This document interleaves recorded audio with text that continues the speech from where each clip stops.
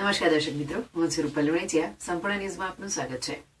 નવરચિત થરાદ જિલ્લા પ્રમુખ અને બનાસકાંઠા થરાદના નવા 4 તાલુકા માટે પ્રમુખ પદ માટે પ્રદેશ ભારતીય જનતા પાર્ટી દ્વારા જિલ્લા સંગઠનને મજબૂત બનાવવા નિમણૂક પ્રક્રિયા શરૂ કરવામાં આવી છે. આ અનુસંધાને આજે બનાસ કમલમ ખાતે પ્રદેશ ભાજપ નિરીક્ષકો દ્વારા સેન્સ પ્રક્રિયા હાથ ધરવામાં આવી હતી. ભાજપના સંગઠનાત્મક નિયમો અને સિદ્ધાંતો અનુસાર યોજાયેલી આ સેન્સ પ્રક્રિયામાં જિલ્લા તાલુકાના કાર્યકર્તાઓએ પોતાના અભિપ્રાયો રજૂ કર્યા હતા.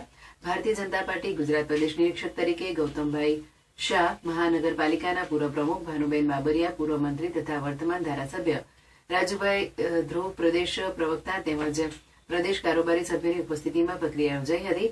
આ સેન્સ પ્રક્રિયામાં નવરચિત થરાદ જિલ્લા ભાજપ પ્રમુખની સાથે સાથે ઓગળ તાલુકા, વાવના ધરણીધર તાલુકા, થરાદના રાહ તાલુકા તથા હડાદ તાલુકાના ભાજપ પ્રમુખોની નિમણૂક માટે પણ કાર્યકર્તાઓના અભિપ્રાયો લેવામાં આવ્યા હતા.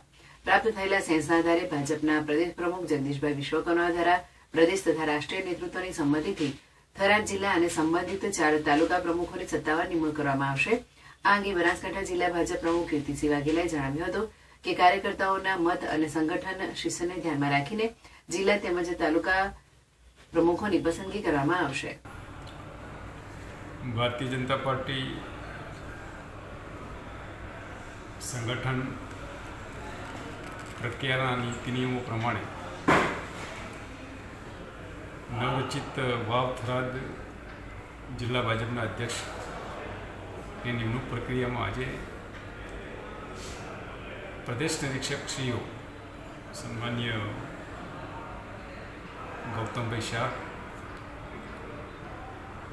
પૂર્વ પ્રમુખ અમદાવાદ મહાનગરપાલિકા શ્રીમતી ભાનુબેન બાબરિયાજી, પૂર્વ મંત્રી અને ધારાસભ્ય શ્રી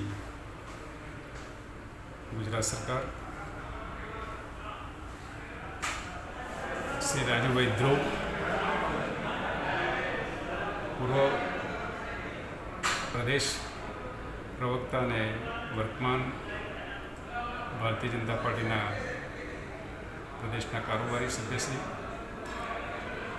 આજે શ્રી બનાસ કમલમ ખાતે નવરચિત વાવ થરાદ જિલ્લાના અધ્યક્ષની નિમણૂક માટે જિલ્લાના કાર્યકર્તાઓની સેન્સ પ્રક્રિયા ચાલી રહી છે.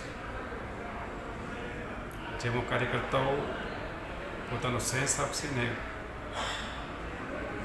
પાર્ટીના પ્રદેશ પ્રમુખ સન્માન્ય શ્રી જગદીશભાઈ વિશ્વકર્માજી પ્રદેશ અને દેશનું નેતૃત્વ નવા જિલ્લા અધ્યક્ષની નિમણૂક કરશે.